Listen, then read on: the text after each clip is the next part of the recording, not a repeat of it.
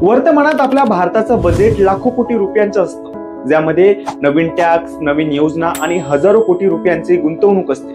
पण 15 ऑगस्ट 1947 रोजी जेव्हा आपला भारत देश स्वतंत्र झाला, तेव्हा आपल्या स्वतंत्र भारताचा पहिला आर्थिक बजेट कशा प्रकारे सादर केलं गेले असेल?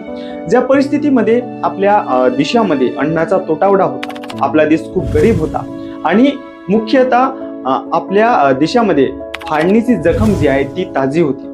अशा परिस्थितीमध्ये आपल्या स्वतंत्र भारताचा पहिला बजेट कशा प्रकारे सादर केला गेला असेल? ज्यामध्ये फक्त 171 कोटी रुपयांचा बजेट सादर करून आपल्या भारताचा भविष्य ठरवलं गेलं होतं.